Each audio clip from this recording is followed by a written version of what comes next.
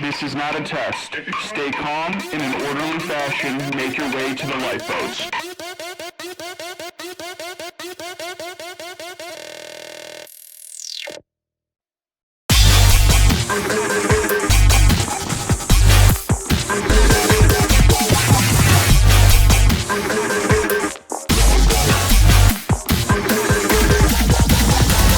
Mayday, the ship is sinking. All right, so welcome, good doctor. Hi. Excited to have you for to be here. For our third rendition of our interviews and Woo-hoo. podcasts. For those of you listening abroad at home, for those of you who are in recovery, and those who are, whether they be a student or somebody in their family struggles with addiction, welcome to the Lifeboat Addiction Recovery Cast. My guest today is the good doctor, Reverend Dr. Deborah Smith. So how are you, ma'am? I'm really good, Christian, and I really thank you for giving me the opportunity to kind of be on this maiden voyage for us, eh? Indeed. So what we do here, as far as the interview, I want to, first and foremost, I want to know who you are, what you do, and what your experience is with recovery. So let's start off with, who are you, ma'am? Wow. I think first and foremost, I'm a Christian. I'm a Christian in recovery, long-term recovery.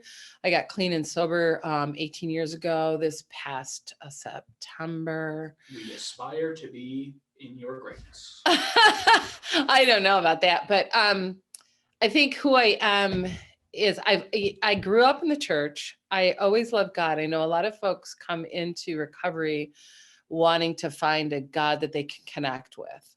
I always loved God. God and Jesus and the whole package, Holy Spirit, were always well taught to me. My early Sunday school teachers were preachers' kids, PKs, the Dunkelberger family, and I just had a really great experience growing up in the church. And I was born and raised first it was the United Presbyterian Church, then it was PCUSA. So for me, being a Christian wasn't a big leap. For me, it was about shame and guilt. My addiction, on the other hand, was always with me too. I started drinking when I was 12. My first blackout was on Applejack. I think we had moonshiners because a lot of folks in my family still kind of dabble with the shine. Sure. So I believe that I knew at a young age about moonshine, and I knew that I could take back when they put it in the glass bottles before they were in plastic bottles, and I could slowly bleed the cap on it so that I could ferment it. And I did that in my closet. Oh, geez. I know, that was my early experience, That's right? Classic moonshine. And I blacked out and I woke up and I had done hieroglyphics in my closet with a brown marker. I got in so much trouble. I was 12 years old, but that's where they found me. I didn't get in trouble for having an empty gallon of of Applejack. I got in trouble for putting hieroglyphics on my closet door. Not the door, actually it was inside the closet. But I've also been a person who really liked cubbies. I always hid behind curtains or under beds or in closets. That was a safe space for me. Anyway, so that started out the long career. And I dabbled a lot, like a lot of people do, dabbled in drugs. I never used drugs as a way to get high. Mm-hmm. Even though I dabbled in some, I can honestly say I've never tried cocaine, never tried crack. And as a child of the 70s, I think that's a fairly rare and admirable thing. I know, as it were. I know. Just give me points. Right. Give me princess points, and that's where it's my tiara. So I guess alcohol was the primary. My mother, God, I hope my family doesn't listen to this, but my mother didn't. I always got this sense. Let me frame it this way so it can be my experience and not an accusation to the family. My experience was my mother didn't like fat kids, and so I can remember taking Dexedrine, the mother, to help weight control. Okay. When I was younger, and I really liked it because back in the day, Dexedrine had speed in it. And so I developed this desire to be skinny Now, for those of you who may be listening, if you're a student or something like that, speed is an amphetamine, correct? Yeah. So it's a serious upper, as they would say. It's like upper on steroids. Upper on steroids. Okay. Black beauties all the way. Yes. So I did that. And I did, you know, I can put all sorts of little spins on it, but my drug component of my life was in weight management. I never learned how to eat properly. Consequently, when I went into recovery, and this is a shout out to a lot of women that go into recovery, it's a carb replacement deal. Bread will put on pounds more than alcohol.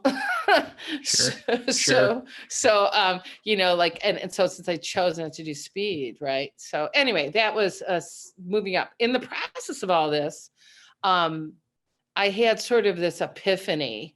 I was on the back of a boat.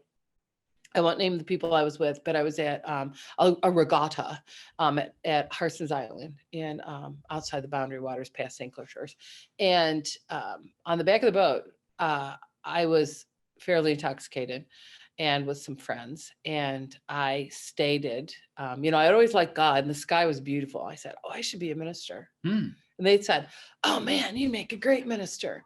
So here I am, a purple-haired, at that time, I was doing a lot of musician work. I was singing and playing and whatnot around Metro Detroit area, and I was an orchestral. And what's the general time frame here? Like This was probably in the 80s. 80s. 80s, yeah.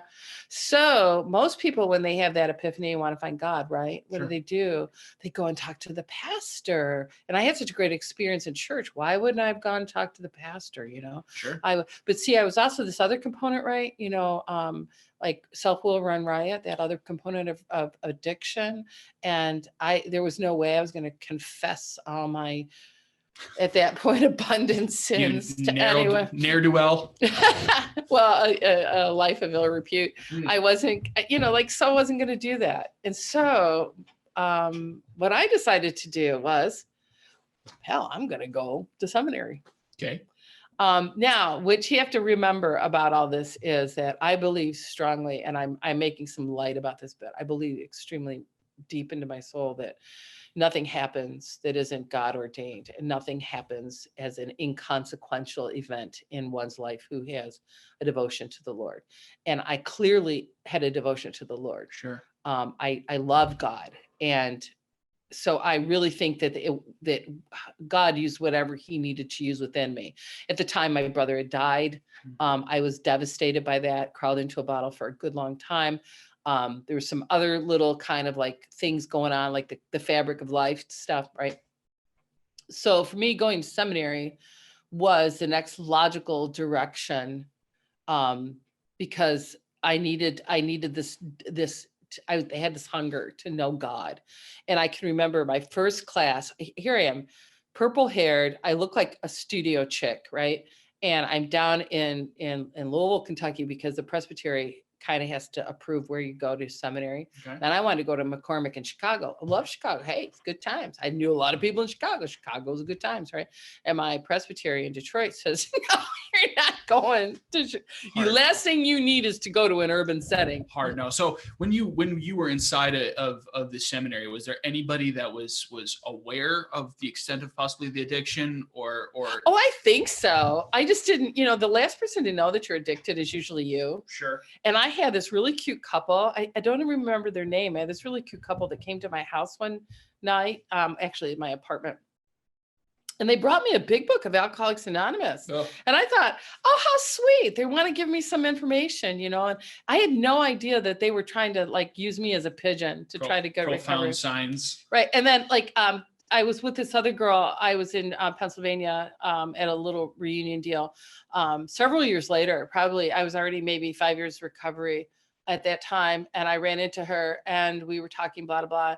And I said, you know, hey, my life has really changed. I don't know if you knew this about me, but I really drank a lot. And she goes, oh, girl, everybody knew that about you. in seminary. So I think there's an important lesson to be made there for those who end up listening. You know, if somebody is saying, "Hey, have you tried AA?" and it's not even on your radar, you should probably take that as a sign that there's something. I'm thinking there's an underline somewhere. Yeah. So fast forward. I mean, done with the drunk log, having a good time here. But yeah, I think that those are the profound things. My brother's death, going to seminary, having this really awesome experience at this really fairly conservative seminary where I was just accepted for who I was. I really am glad that Presbyterian of Detroit suggested the Little Princeton on the River, Louisville Presbyterian Theological Seminary. I loved it there. Had some good mentors. Still use though. It was. Oh, I don't really want to get into all the granularity because a lot of those people are still alive about what happened in the last throes, you know, with husband and children. Would you say that it was a byproduct of your addiction? Oh, Not heck to go yeah. too extensive, but Yeah, I would say I made some really bad decisions. I made some great decisions. But I think the bottom line is that God, if you're attending to God, even in all of that, there was always this lifeline. It always seemed to be this lifeline that would come down and pull me back out. Even in the carnage of you know, 2 divorces, two kids of my own, one that I, you know, rent to own, all 3 of my sons who I absolutely adore, I'm very proud of them as men, what they're doing in their lives. I guess that was my recovery journey, and here I am 18 years now, clean and sober. I don't believe that AA is for everybody. I know it was for me. I have a great posse of women that I absolutely love, that are my strength. We have a good connection. We're about 40 strong. okay. And I think that I feel that connection to women in recovery. I'm married to a recovery who's got long-term sobriety as well, Joe Lowe.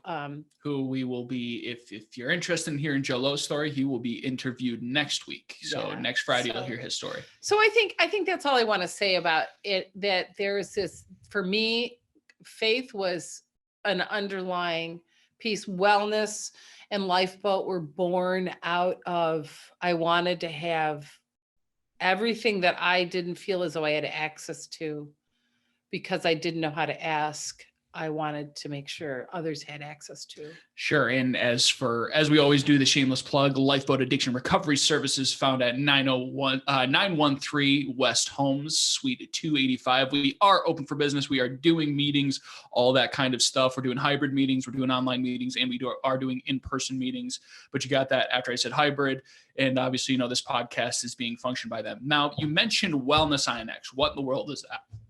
Wellness Inx. I imagine you're thinking about the INX part. Or wellness, just in general. Wellness, I mean, explain is, to people what you do. Wellness is a place where people can come to get trained in the skills of recovery, coaching, and get trained in the skills of how to work in hospitals. It also is a place for persons to get navigated into treatment. We catch people as they're going down that want to get in, taking them off the road of addiction, helping them to get onto the road of recovery. So we catch them as they've gone down and help to launch them. But we also catch them when they come out, so that there's this glue when a person comes out of treatment. If they are not going right into some kind of other care, we catch them to make sure that they're the stabilization. We function in a lot of different sectors, within the community. We are, I'm very proud of a CARF certified, which means that we have made a national benchmark for ourselves that says, you've done some good work. We are fully funded through Mid-State Health Network. We do have some other little monies that come in from mental health. I'm a clinical therapist as well, so I have a small practice that, Okay. because I like to be able to help certain people. I have a strong background in trauma. Go figure. Yeah. So you have, go figure indeed. So you have, so you kind of fast forwarded through some stuff there. So you've got a master's in divinity from Louisville. Yeah, I have a bachelor's in art and sciences in theory and composition and music and performance. So From I have a where? dual from Wayne State University. I have Okay. a dual major in performance. I was French horn performance major, but I sang too. And I have theory and composition as well. So Bachelor of Arts, Bachelor of Science combined major. And then I have a master's degree in divinity from Louisville Presbyterian. I have a MAC degree, which is a master's in counseling, and got that from Spring Arbor, and then did all the work that you needed to do to get licensed in the state of Michigan as a clinical therapist. I'm an ordained minister of Word and Sacrament through the Presbyterian Church USA, which makes me a teaching elder, not a ruling elder. So I get to teach people, which is my skill set anyway.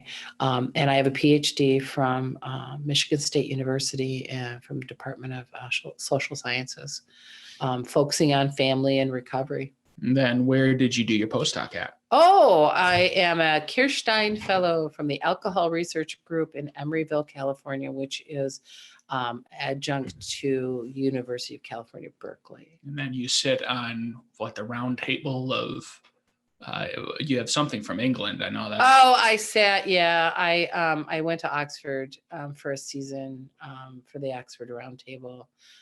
And I was one of the delegates to a transcontinental study for women in recovery. So She's also a Jedi. Be No, aware of that. So I'm a Palucci fellow too. anything else? Anything else to take up on the board? I'm recovery. Show me recovery. All right. That's why I focus really on recovery, because that's really why I do everything I've done, is because it's been out of my faith in recovery. Awesome. So on that point of recovery, let's switch gears a little bit. How do you see the recovery community functioning right now? So we can go state level, then we can go national level. I think locally, I'm conflicted. I believe that people that are in recovery are doing recovery well. There's been some great stabilization mechanisms that I've seen folks engage in over the past, during the pandemic, the year of hell. What I'm concerned about, and it may just be musings in my mind, I'm not sure we have created tread to provide as good a catchment for people who are just exploring. We have to really work hard to get people who are exploring recovery. Before, it was so convenient. We had meetings all over town, and those meetings were published, and people could just flood in the doors, and they could say, oh, I don't like this kind of meeting. And someone else could say, oh yeah, but I know another meeting, and you can go to this meeting. And so that there was this vibrancy of people being able to accidentally, or they would have a therapist, they would go to some treatment program, so that there would be this ebb and flow. And I think the pandemic and the shutdowns really stifled that. And so there's, I think, where the rub is. So I don't want to say, oh, that's really a big problem, but I think it is a problem. I think we're catching folks at the level of at the hospitals, where we're at. Hail to us. We're doing a good job there. I think our other recovery community friends are struggling. I know we've had a lot of meetings. We're struggling with the same thing. We know that addiction is on steroids right now. Sure. But we also have to think about, we have to find ways to open the portals in new, and I think this, the podcasting, the virtual blended meetings, I think that's the way to go. But we have to find a way to publish those in a blanket sense that folks can accidentally fall upon it. And it does, new media really does feel like the not necessarily the last bastion, but it does feel like the new horizons of the recovery community, recovery movement, recovery community as a whole. Yeah. And I think that I've always been of the opinion that technology should not drive the innovation. I always believe that the need for innovation should drive the technology. And right now, that's what we've seen with all of us who like flooded Zoom portals and go to meeting portals, March 23rd of 2020, where they just basically crashed over the weekend, right? Because so many people were signing up. That was a true organic drive where the need possessed the technology. Sure. And I think we're tired as a recovery community, and we're kind of talking to our own in the recovery community. And I really think that the place for us to be is from one recovery to another, getting out there, talking to people, being not afraid to jump over that. For me, it's in the church, being able to embed recovery coaches in the churches so when the pastor comes or somebody calls up, they say, yeah, we got the person for you. Yeah. And it's connection where we are talking with each other. And you say like, oh, wow, I've got this problem, or I've got this friend of mine who's got a problem. And I'm like, here's my number, call me, text me, let me be part of that energy. And that's what I'm seeing. So to answer the question, I think there's a struggle of this, but okay. So here's my stupid bean metaphor, right? My bean metaphor. A bean has to go through about 1.5 inches to 2 inches of dirt, push up through that dirt to get these 2 little flimsy wings and push that shell off, right? Mm-hmm. I think we're in that trajectory. I think that we're pushing up out of the soil. So is that a good thing? Hell yeah, because we'll have a bean at the end, right? Fair enough. Yeah. We're going to have food, right? The end result. We're going to have something to give to people. But I think that the coolio part of that is we're not stopping. People are not, oh, it's a problem. We kind of passed that somewhere in August where it's just like, well done. Yeah, it's a problem. Dig a trench, build a bridge, and get over it. Or it's a problem. And so I think nationally, we could do better as the old guard and the national. Don Koya said this, we have to be coyotes. And he's the guy with the white bison, right? Yep. We have to be coyotes. White bison located. White bison is just white bison meetings. They're the Native American meetings. They're all over the place. Yeah. A lot out west. Don Koya has, quite a bit of prolific writing. Definitely check him out. Oh yeah. Well, he's the one who was instrumental in writing White Bison, the 12 steps for the Native American community. Good guy too. I've met him. And Don, that's his. We got to be coyotes, and I think that's true. Coyotes are smart, and we have to be targeted about things. If you haven't been familiar with Bill White, get on board with the William White papers, because I think he's still writing and talking about this next generation. I think it's imperative. Phil Valentine and so many others. I think it's imperative. Kelly, what's his first name? John Kelly, who is from La Casa, out west. Those folks, Sarah Zemore from Alcohol Research Group. These people are writing things that are really incredible. Y'all got to read it.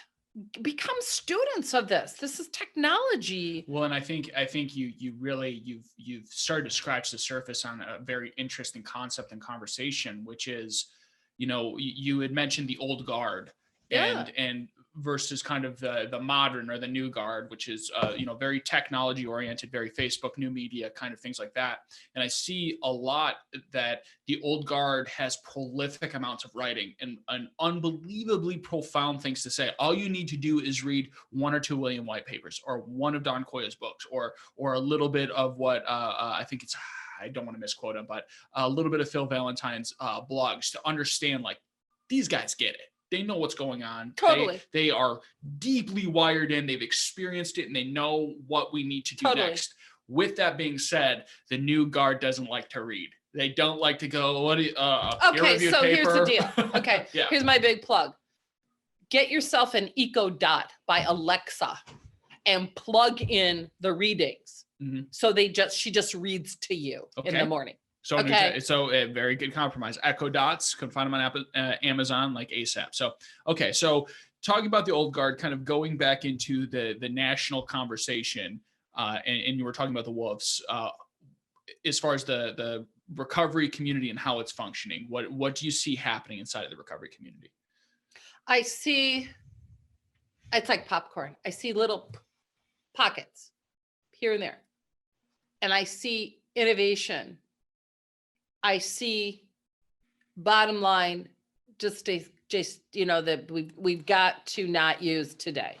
I also love this whole environment of non-stigmatization, because I think sometimes we can swing that pendulum a little bit too far, because I don't feel pejorative that I don't feel it's personally pejorative to say that I'm a recovering drunk. I think that fits into my narrative. It fits into my way of talking. But I think we need to be more sensitive that if I say I'm a recovering drunk in an environment where that's going to shut ears of a person who says, well, I'm not a drunk. I think that's an indignant word to use.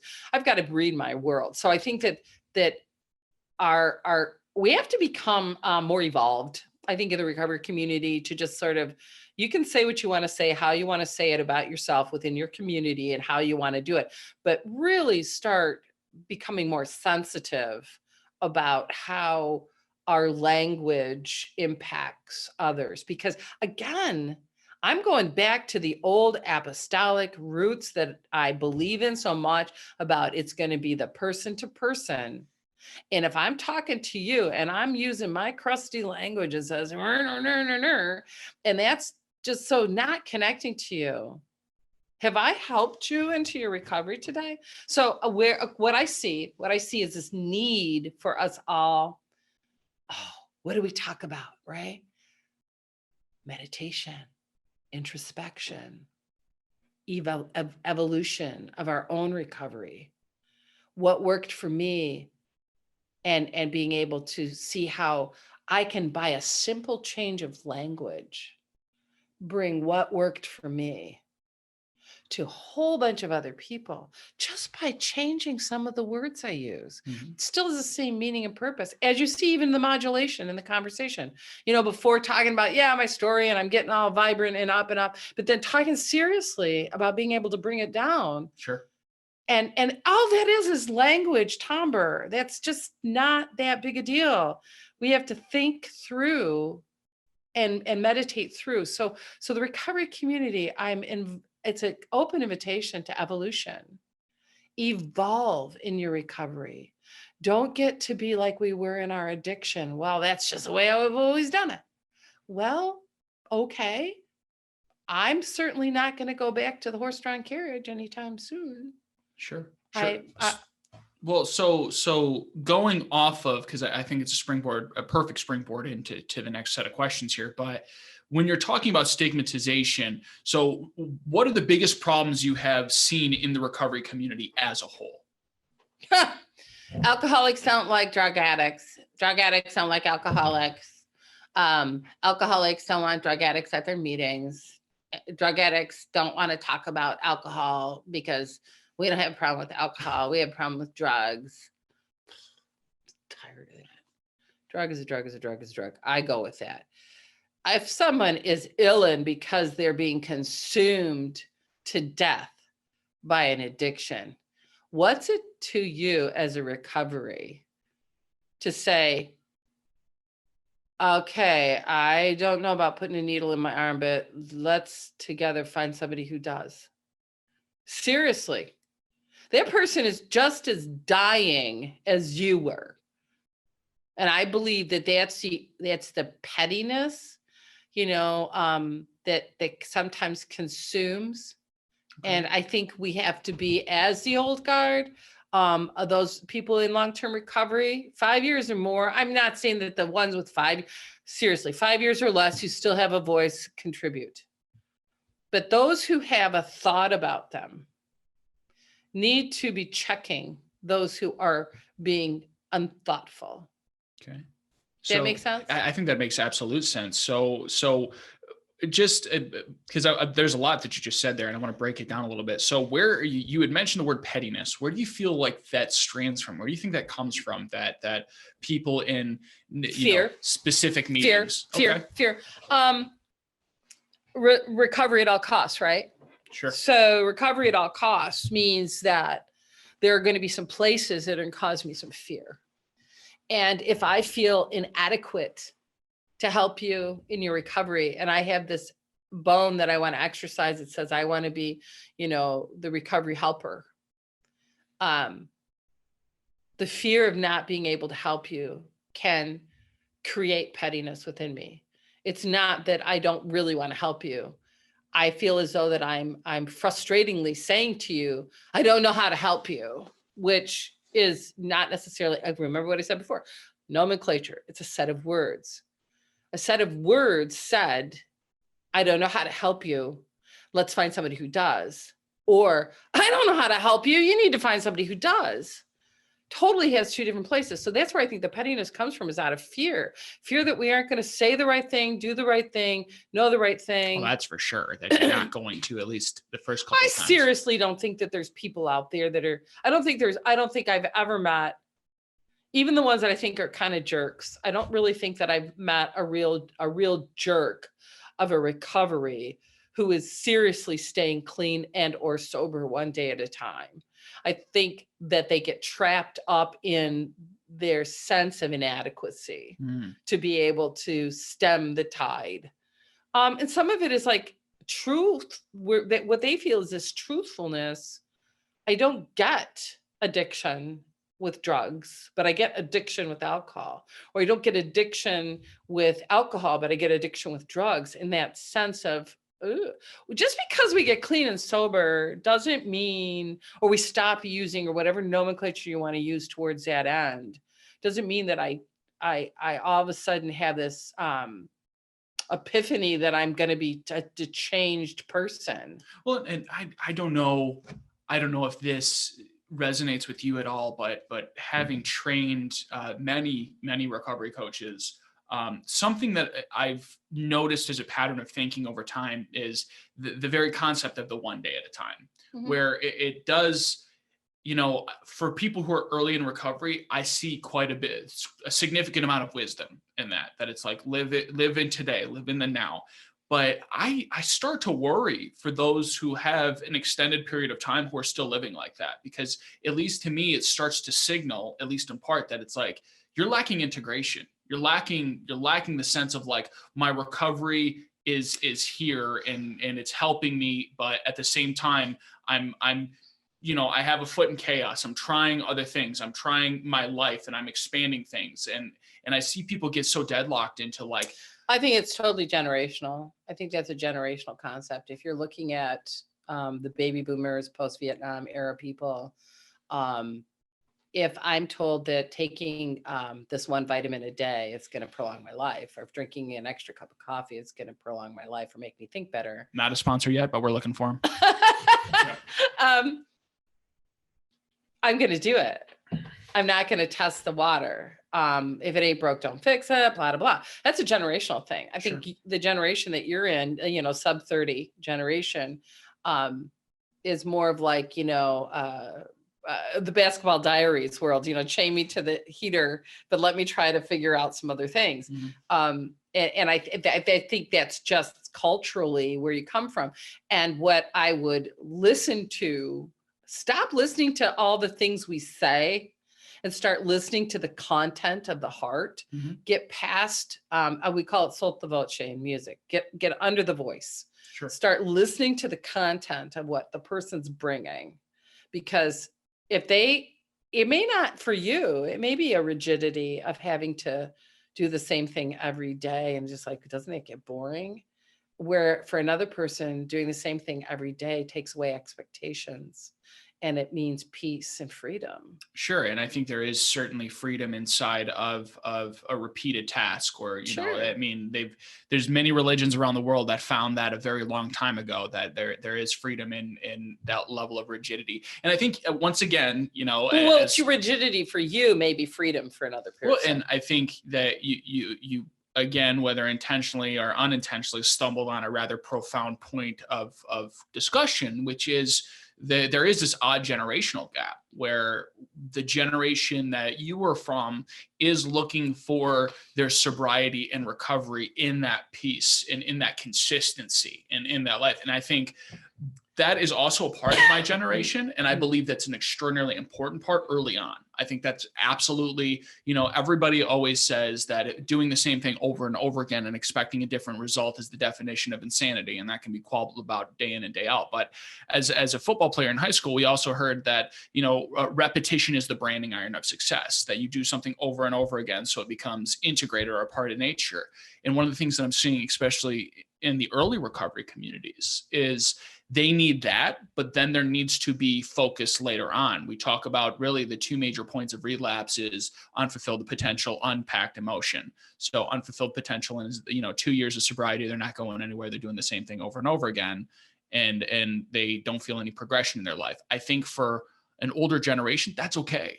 That's fine. But for a younger generation, I mentor guys that are 30, 35, and they're like, I'm living in my parents' basement. I want to be doing more with my life. I feel, I feel I need to be going somewhere. Well, and I think that's why recovery planning is so ultimately critical, so that you can unpack those things and a person can find.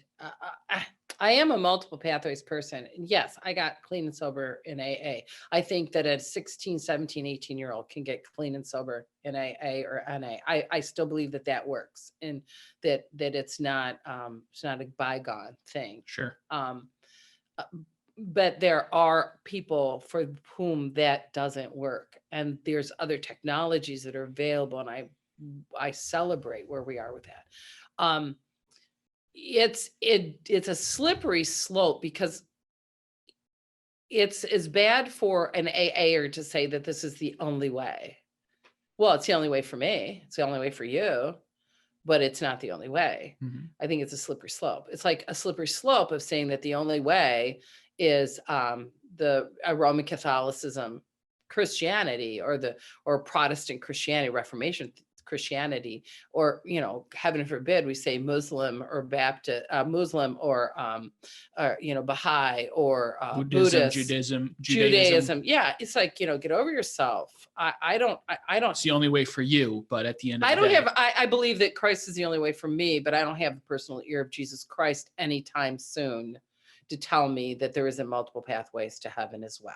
Okay. So what you're saying has to be taken in context of, again, language, intention, and purpose. If a person is 2 years into the recovery, they still want recovery as much as the day they walked in, but they're floundering, step up and build a plan. Let's build a plan. Yeah. If they're 5 years into it and they are reading two book pages a day, and they're getting on their knees and they're doing, they're going to meetings, they're talking to other recoveries, and they're happy as a clam, leave them alone. What does it matter to you? Leave them alone. Sure. Is it your business? Sure. So for those of you listening, Dr. Smith is the clinical for Wellness Inx, and I really want to be respectful of her time. So there is a couple of questions I want to get in here, kind of rapid fire, so that you can get back to your work. Rapid fire. Get back to your workload. So one of them being, what advice would you give? That's his clever way of telling me to shut up. Yeah. Be quiet. I am talking. All right. What advice would you give a parent struggling with an addicted child or a loved one struggling with an addicted loved one? For yourself. Get help for yourself. Stop trying to fix the identified patient and get help for yourself. Get yourself a passe. Get yourself in the middle of the herd. Get yourself mentors who have done this. Painful to say, but we unfortunately can love our children to death. We need to learn the skills.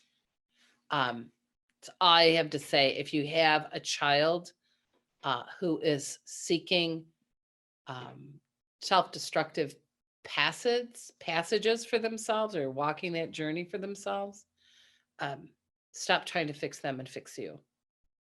And it doesn't mean that you're fixing them by getting the tough love and saying, I'm going to kick them out in the house. There have been many successful parents who have helped children through the process of recovery and helped launch them into recovery, who have their children living in their basements. It does not necessarily mean that you have to place the child outside your home. And that's unfortunately what everybody thinks, that not everybody, again, so I'm doing this universal youth thing, but it's an unfortunate negative myth out there that says, if I go to some place to get help, they're going to tell me to kick my child out. No. Yeah, If they not do, necessarily. well, if the child is beating you or stealing your money or causing you to be in fear of your life because the dope man or woman is coming over trying to beat you down because they owe money, well, okay, I'm an advocate at that point. Protect yourself, protect your family. But if the child is just suffering, there are people, get yourself help. Stop trying to fix them and wanting to cart your child to everybody else to help the child help you get stronger so that you can be part of this fight. Okay. Absolutely. Absolutely. So let's switch up the gears a little bit. So you are a teacher, full disclosure. The good doctor was a professor at MSU at one point. Well, no, in I time. wasn't a professor. We have to be very clear about that. I was adjunct faculty as part of my requirements when you're a PhD. So, Okay, so she I was was never a adjunct. professor. I did teach adjunct classes as part of my responsibility while I was in my PhD program. And while she teaches our CERT program, or our Wellness Inx is a CERT program. She does a lot of cool stuff inside of that, and is really an innovator in education. What advice would you give a student who is looking to get in the substance use disorder field, or is looking to become a case manager or a therapist, or in this get field? a KDAC? Yeah. What advice would you give them? What cut Oh the my knowledge a little gosh, bit. go back to what I said a half an hour ago. Read the greats. Read Lee Koskutis, read Doug Polson, read Sarah Seymour, Tom Greenfield, read Alexander Laudet, read Bill White, read what's going on in the world. Get out of, don't be an N of one, like I've had this experience, so I'm now going to jump out into the world. That's valuable, but it's not intellectual. You want to be, when you say student to me, it brings, if you just want to be a recovery, helping other recoveries, I'm not saying that. Okay. I'm saying you said a student, if you want to go into this field, be a student of yourself, but read what people are saying. Argue with the technology that's out there. Ask the question, why not? Why not can't we do this? Why not can't we do that? You need to also have some real strong mentorship, and you need to have some really foundational experiential learning in high quality practices. So if you want to do an internship, say for, a hospital, or you want to do several of I would make sure that wherever you want to do an internship, that their CARF certified program means that they've hit a benchmark.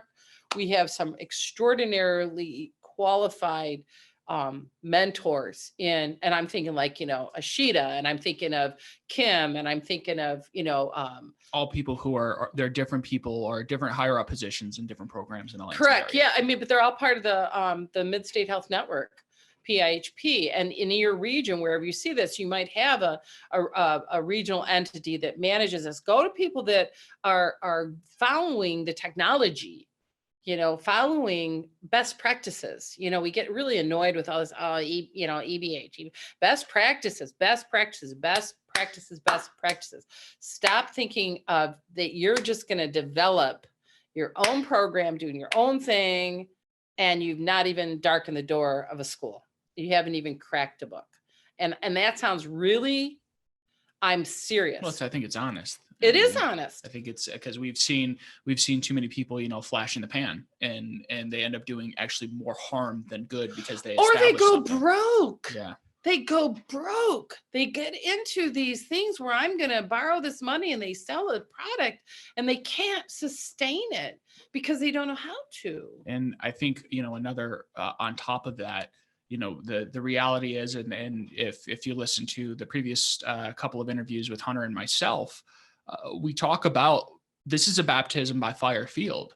You know, the people that come in here kind of with doe's eyes and think that it's going to be simple, and they're not going to see some of the worst and the best of humanity are delusional. This is a very sad field sometimes, and people do pass. People die. People die. My first year back in Michigan from UC Berkeley, in the first winter that we were here, we opened up a house, Butler Street, and we were probably, I think, 10 grand in debt, but it was the coldest winter that we were here, 2012. It was 2012, 2013. That's when, you know, the icicles had icicles. The icicles had icicles. And in my first, from 2012, June 1st, 2012, till I think it was February, March the following year, I personally knew 22 people that died. That's Wow. It was devastating. Oh, I'm sure. It was devastating. It was devastating. Those are people that I had knew part of their stories. They had trusted me to share part of their stories, and the addiction just overwhelmed them. Sure. And that's why it is so critically important that you know technologies. And it's not as though that I was somehow ignorant. I wasn't ignorant. I was educated. I was surrounded by educated people, and it was just, there was things we didn't know. You can have all the intelligence in the world, and still there can be massive gaps in knowledge, especially in this field. We had to go after big pharma. We finally found the link. We knew what was going on, but we came in at the time, the rising tide of opioid addiction, Sure. At the hands of doctors that didn't know what was going on. This was a big Statistically pharma. speaking, by the way, just so that everybody can draw the connection, 2013 was up until this year, 2020, or well, it's 2021 now, but 2013 was the highest on record for opioid overdoses and addiction. Overdose and deaths. Yes. And we had the fentanyl sneaking in, we had this and that. So it wasn't as though that, skilled people, I was surrounded. I wasn't just me. I was surrounded by skilled people. Sure. But it was because of those skilled people that more people didn't die. Yes. So it's not, there was casualties. There was a buttress though. There was something there that was. Boy, were we scrambling. Were we scrambling? Sure. So I know I want to ask you one more question before you get out of here. So what benefit do you see in doing a podcast like this, a recovery cast? What benefit do you see? What do you think is going to add to the community, and what do you want people to know? Oh my gosh, this is a cornucopia of knowledge that will be concretized in perpetuity. To have these podcasts, to have, it's that face to face, right? To have these pieces of knowledge being held in these little bubbles, little pods of information. I don't know that I said anything terribly exciting in this time, but if something that I've said can reach somebody that is in a distant place, that they can have, they can have some kind of a connection to. Sure. And again, this is really stupid. Okay, so I do glasswork, right? Mm-hmm. Well, there's this gal, Tabitha Burrell in Croatia, who has Tabitha's Emporium YouTubes. And I'd become like this devotee of Tabitha's YouTube Emporium of these glass things. And I've communicated with her to the point where last week when they had the horrifying earthquake in Croatia, sure, I was able to communicate with Tabitha. Like, hey, is your family okay? Because I know she's got a daughter and I know she's got a family. Are you guys okay? And it shot right back. Yeah, I'm great. Thanks for asking. So when we do these podcasts, we connect with people. And what I love about us is we're very connectional, so that it's like, if somebody hears this, call us up, 517-272-0520. Call us up. Text me on my cell phone, which if you call the main office and they'll give you my cell phone. Probably not a good, don't give it out. I did think I checked myself on that. Wait a second. Right. I did check myself on that one. But I'm saying connect. So I think that the podcast has the beauty of connecting. And I think it also helps us to clarify what it is we're doing, because when you speak it and teach it, you learn it back yourself. And so I think, like anything in recovery, this is more about me than it is about you. Sure.